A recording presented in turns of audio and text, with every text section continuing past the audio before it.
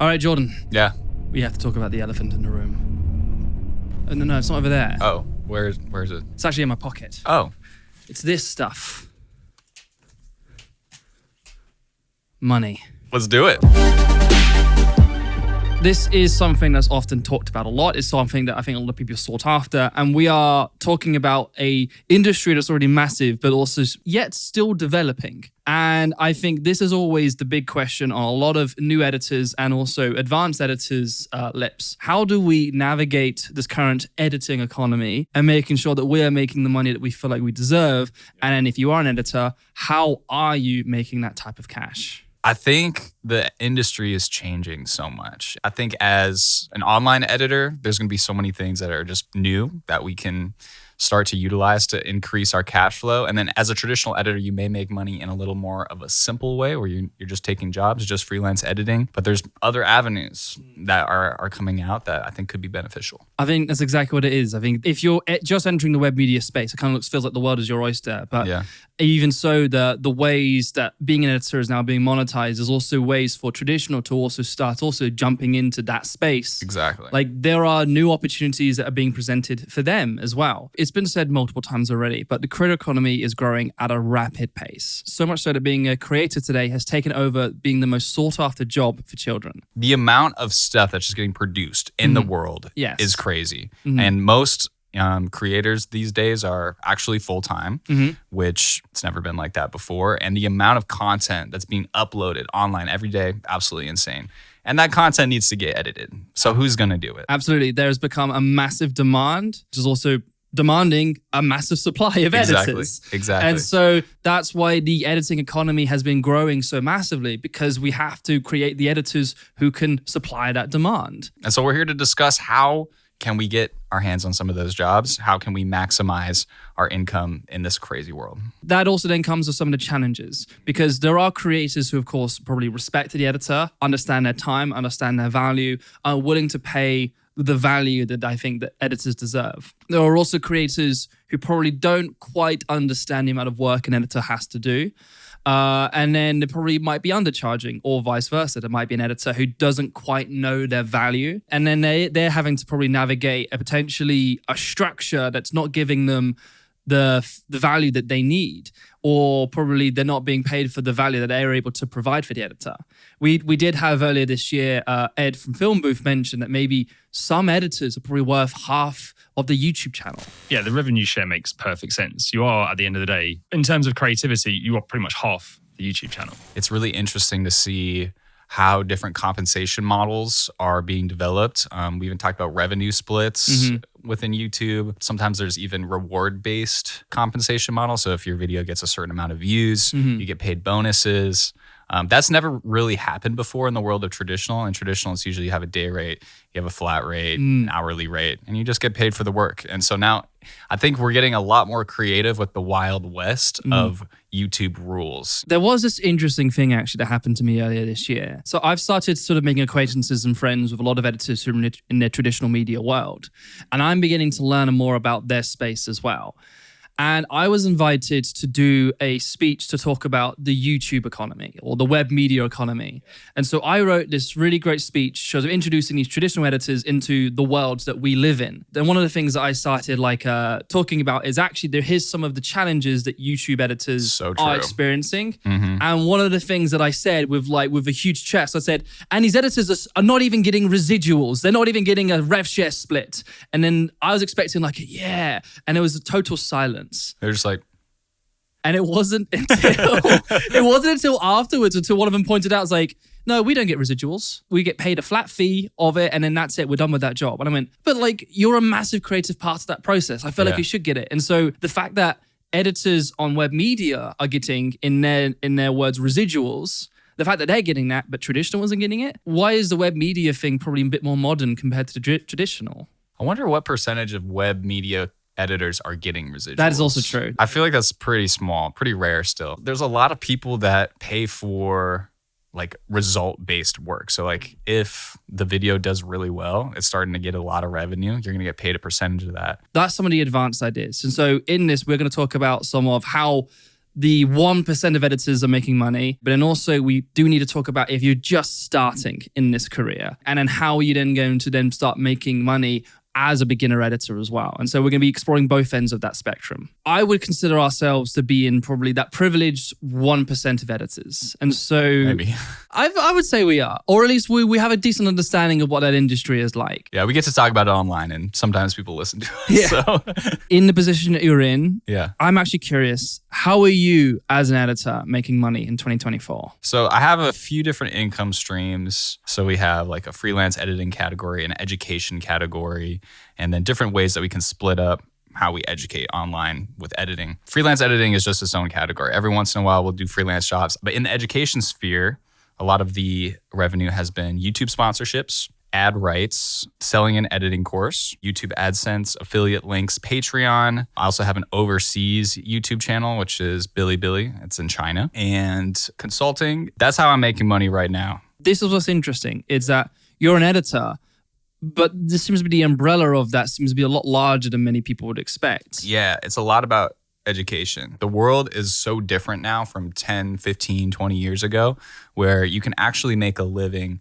being an expert or just talking about a certain subject more than actually just doing that job or doing that subject. And so it's just a different business model. A lot of people can take advantage of it. It's something that is pretty accessible and pretty easy to do if you have any extra time. It's a tricky line that both of us are trying to balance, though, because Right. it's like Yes. the education part is, yes, we are in a privileged position where we can talk about it at an educational level. Yeah. But for us to still have the right to be doing education, we should still be doing it. You got to practice what you preach. You got to get your hands dirty a little bit in the work. I'd like to hear a little bit about you too, and your just an overview of what your income looks like right now. I think I'm in a similar camp as you. I think we're in that sort of advanced sort of 1% sort of camp. And so we're able to diversify the income of us being editors. And so, yes, I do freelance work. I also do education as well. I also do consultations. Filmmakers send me their edits and I'm able to then give them feedback on that. With that, I also then make the content on our channels, such as the editing podcast and our own personal channels, Hillier Smith and Jordan Orme.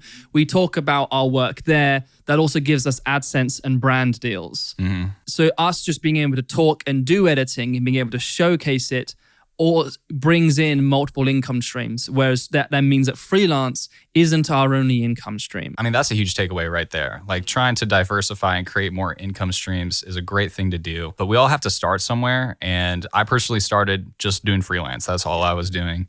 And you started doing just full-time editing? I was full-time, yeah. Okay, Yeah. So yeah, I think that's just a normal place where most people start, and that's great. So let's dive into freelance editing and just how we can really maximize our earnings there before we diversify. With your freelance experience, if you're looking for work, what is the right kind of job? And then also, what's the wrong kind of job?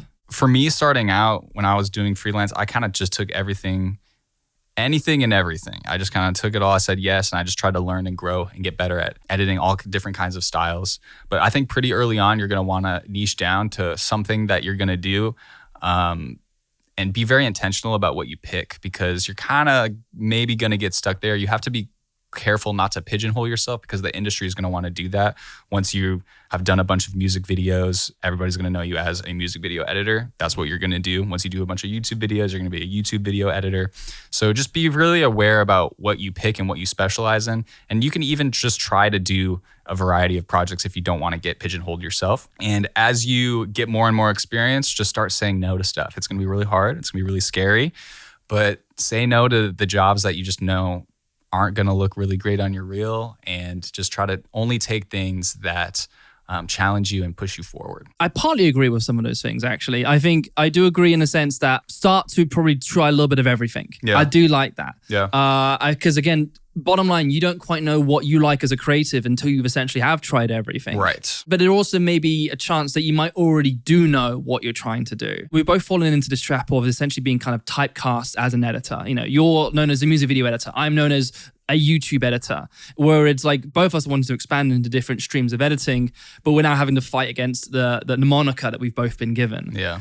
But and so I think that's the risk of niching down too early. And I think I think we both kind of made that mistake. Doesn't mean that we're not grateful for the credit we've had. I don't know that it's a mistake because, okay. well, it depends what your goal is. I think if revenue is the goal, or if you want to make the most money, niching down is helpful. Yes, because you'll float to the top of whatever that genre, whatever that niche is quicker, because you'll just be known as that person. People will be like, okay, I need a music video edited, I'm going to go to Jordan. I need a YouTube video edited, I'm going to go to Hayden because he's the best YouTube editor. And you can really command those high prices at that point. Yeah, you're right. And so because we did focus down, we are able to then say that we have that moniker to say, because of the experience I've had, you're able to trust me. But if that means you then put me onto a Hollywood movie, I might not have the appropriate experience to actually do that. So the further that you niche down, the harder it is to actually move over or move laterally or move to a different genre. So...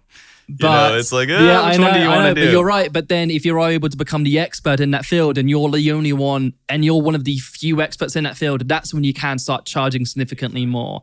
But it means that you're going to have to sacrifice some skill sets. Exactly. But that's a pathway. You can also potentially find ways where you can be very reliable in a multitude of different aspects. And so, for example, I have very poor experience in motion graphics and After Effects and animations, but I'm really good at storytelling. But if you are an editor who has a good level skill, a decent level skill in all of those aspects, you could be quite a well-rounded, reliable editor. But you might not be particularly special in all of them, but you're reliable in taking care of all of that.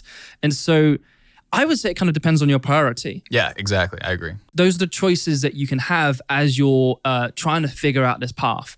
Do you want to niche down and become an expert? Or would you prefer to become a jack of all trades editor, but not particularly be an expert, but probably more reliable overall? One of the biggest issues in all of this, though, is, as we've mentioned, the demand for editing is massive. And what is the classic mistake that all of us do? We take on too much work. Yeah, go watch the Burnout episode, y'all. Like, we take on too much work. It is the typical classic thing. It's like a client contacts us and say, hey, I want this video done in 2 days. And we go, yeah, all right. They give us the footage and suddenly we realize it's going to take us a week. But we've already committed to something else. And then, by the way, this client's come back and says he wants one more revision on something. And then while we're doing that, another client comes along that's a great opportunity, says, hey, can you work on this tomorrow? And then suddenly we're balancing 5 different videos in one day when really you should only really be doing one. We have all fallen into that trap. Why do people keep accidentally taking on more work? And then how do you then make sure that you don't take on too much work? I think lots of people tend to underestimate the amount of time that something's going to take. Both the client does that, but also the editor does that. Like, they want to be like, oh yeah, I can edit this super fast. I can be amazing for you.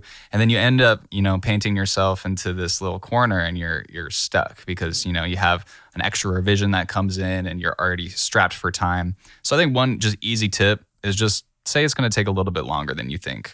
And then you'll just give yourself a little bit more time. Trying to set work hours, especially when you're freelance editing, saying, okay, I'm going to start at 8, I'm going to end at 6 every day. And that's what I'm going to have a lunch break for an hour in between. Try to at least structure your life a little bit more if you like working there during that time. Some people like working at night, some people like working at different times, but just try to keep it to about 8 hours a day because that's scientifically the way that you're going to be the most productive. And if you don't rest, you're actually going to be less productive. And so gotta keep your hours just at a decent amount.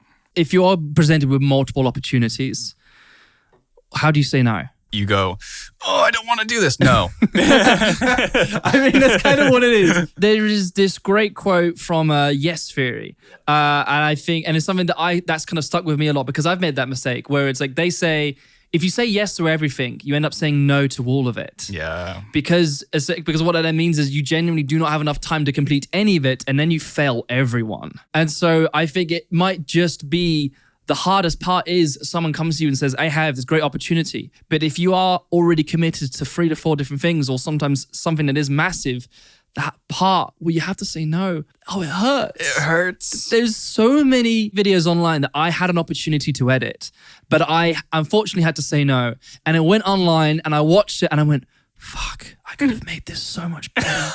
And it hurts. It sucks. Yeah. But so in my mind, I've still edited it in my mind knowing how I could have made it better.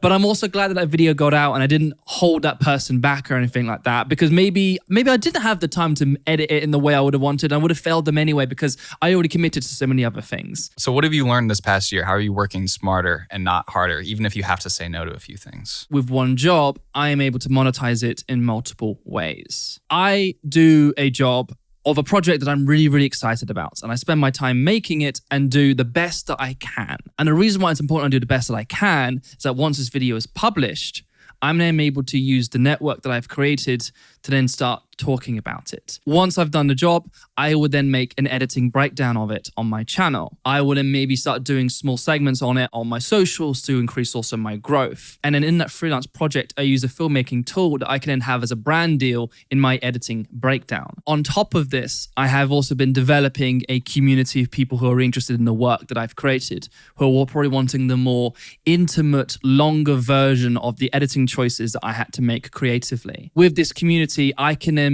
do live streams where I'm then able to then break down essentially every single choice that I had made. One of the best examples this year was a video that I edited that had gotten 100 million views. And I wanted to break down all of the choices that I had made. And so I went live on my YouTube channel and I also went live in my community breaking down all of those choices. And then with those live streams, people are also paying to join those streams. And so the live streaming part is actually probably one of the harder parts. It took me a while to figure out. Like, I'm an editor, not particularly a live streamer. Facts. I think I did want to find one of the easiest ways for me to kind of just create the whole setup, like just get live as soon as possible. Streamlabs was able to help me make that happen. One of the first times I went online, I genuinely thought you could just set up a webcam and a screen share and off you go. Yeah, you and me both, bro. That's not how it works. And so I genuinely just quickly Googled, live stream setup help. For real. I was able to find Streamlabs. I downloaded it. I looked up a YouTube tutorial on how to get things set up. And genuinely, I was able to find out how I could set up my screen share to have the maximum frame rate, how to have my little React camera in the corner so then people could see me reacting towards it. Everyone was able to see my entire timeline at like 1080p, really excellent quality, because you got to get those details in the timeline. Yeah, you gotta. So 2 hours, I started panicking. And then when I found out about Streamlabs, I was ready to go in about an hour. Shoot. I was able to look like I knew what I was doing within the hour. Dude, that's awesome. And then because of that, I was then able to then present to the thousands of people that tuned in as I talked about my editing choices. And now these people come in once a month. I do roast sessions. And so creators send me their videos and I just go live and say, here's why your videos are crap. So and good. again, it's a great way for also me to learn what people don't know so we can then talk about it on the podcast and talk about it on our channels as well. That's been one of the most beneficial things for me. Live streaming using Streamlabs has become a massive monetizable stream for me. I think that's genius, first of all. And I've been able to do similar things with doing like reaction videos using Streamlabs, also doing roasts on my course. It's been so much fun. But I think one thing that's very slept on, because not everybody, has a YouTube channel or is able to get, thousands of viewers watching their stream right off the bat. But even if you're just editing something, you're spending your 12 hours a day editing something and the client isn't, maybe it's a personal project or the client isn't super uptight about the material, you can just live stream that on all platforms, click of a button with Streamlabs. Yeah. And then you could even cut that down into clips later. You could turn it into a podcast. And just the act of being able to sit behind somebody while they're editing. Like if I could just sit with a master editor and just watch them edit for a while, that would be so valuable. If we wanted to nitpick on the edit, get the sort of final details, I'm actually able to start maybe a private live stream with them. Or it could just like a video call software basically. Right. And then I can use Streamlabs to then share my screen and share my React face. When it's on your main camera, it maintains the 24 frames per second or the 30 frames. There's a consistent frame rate and a consistent quality because it's considered your main camera. And so I'm able to use Streamlabs to start a virtual camera.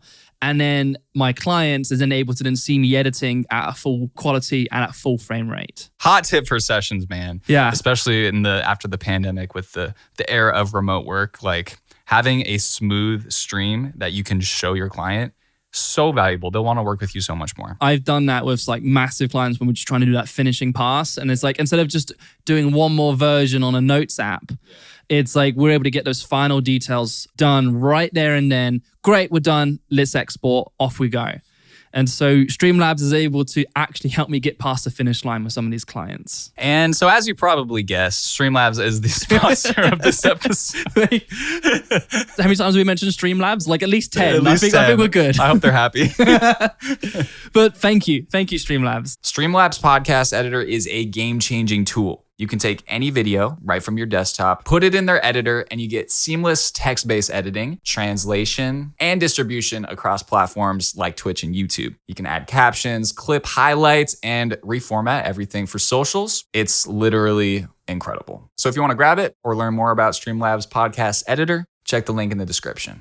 As I also want to reiterate, I think we're talking about education, but that should be kind of considered like an end goal. You have to also be building up the brand of yourself as an editor and how to market yourself. If we go down that avenue, that's a whole other conversation. So we're definitely going to talk about that on a future episode. But part of it is we want to expand on not just our experience and how to navigate the editing economy, but how everyone else is able to explore the editing economy. So we also did ask our audience on our socials how new editors can make money in 2024. So if you were starting over, what would you do?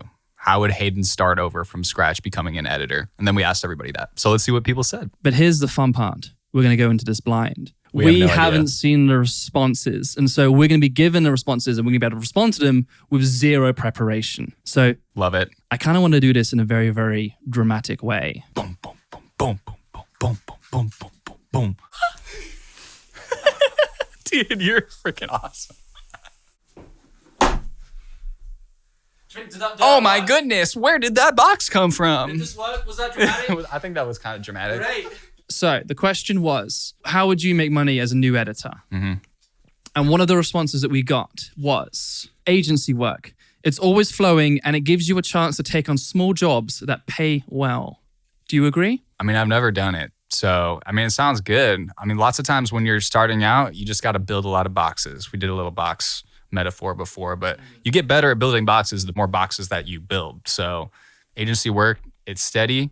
You get a lot of practice and then you can move on from there. I think I half agree. I think the agency network for web media editors is still developing. So it's For web, not for sure. for web. I Yeah. think for traditional, for like commercials, it's fantastic. For web media, it's still not quite there. Maybe we'll find a way to make that work in 24. Make content to advertise yourself and everything else will follow. I absolutely agree. That's something both of us do. We use our channels to advertise ourselves as editors, and then we become attractive enough that clients reach out to us saying they want to work with us. So I agree on that entirely. I'm going to be honest. I'm going to have to completely disagree. My editing work has absolutely gone down since I've started a YouTube channel, Oh, really? which is kind of weird. But they see that I'm spending less of my time becoming a better editor and more of my time educating people about editing. And so because of that, I think a lot of the client base that I built up just completely dried up. Like they assume you're busy? Yeah, they assume I'm busy or you're doing something else. And I think part of that is I did say no to a lot of work for a solid period of time. One thing that's good about this is that you just need to edit. You just need to do it. You'll get practice and then you can do more client work. But I think if you want to make money, you should just start off doing client work as quick as possible because content creation isn't really going to make you that much money. And I don't think it's the best advertising tool. I think a better advertising tool is actually doing the work that the client wants to hire you for instead of making content. Watch less tutorials. You can watch all these tutorials that's teaching you how to do these things, but if it means that you're not actually doing it, then you're not going to learn anything. So actually, it might be better to maybe even go into these things blind and figure it out yourself. I think the only reason to watch tutorials is to try to help yourself get familiar with the software. But once you understand how the software works and most of the things you can do in it, then I think you should stop watching tutorials because then it allows you to be more creative and kind of do your own stuff. Yeah. So I think it's a little bit of both. Learn how to play an instrument first. Ooh, yeah. That is tea, bro. I love like that because you've always talked about how you playing drums has taught you rhythm. I was taught dancing, singing, and also just music theory in general when I was growing up as well. And that's also taught me how to edit as well. I think learning an instrument teaches you rhythm. Learning an instrument teaches you tone and feeling, and I think an emotion and part of that because music is one of the biggest natural emotional reactions we can get out of media. What would you do to restart editing in 2024? Master pacing, music, and sound design first. I agree. We've talked about it a lot. I think a lot of editors start thinking they can become great editors by starting with After Effects first.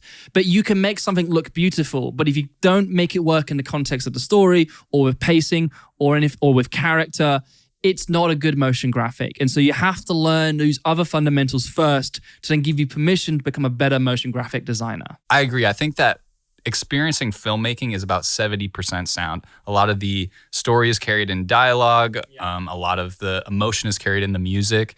And if you got to get that pacing right. So if you just really hone in on sound and music, pacing, like you're going to be leagues ahead of most editors. I think it's going to help you a lot. Don't work too quickly or you'll get sucked into low skill, high time consumption work. I mean, we've talked about that today. Yeah, it is.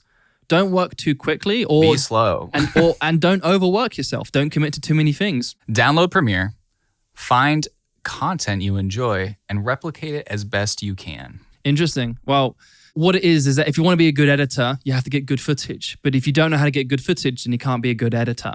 And so it's smart to find good footage, download it, and then try to find out how you can make that even better. So I agree. I think you do learn a lot from trying to copy things. Yep. Don't do it for a very long time. Mm-hmm. Don't copy things and then put it out as your own work. Yes. But yeah, you can definitely learn how to do certain things. You see somebody did this cool effect or they did this certain sound transition. You're like, okay, how did that happen? You reverse engineer it, try to make it yourself. And then you have that in your tool belt as you move forward to do your own original stuff. This one's a really, really deep one. You ready? Okay.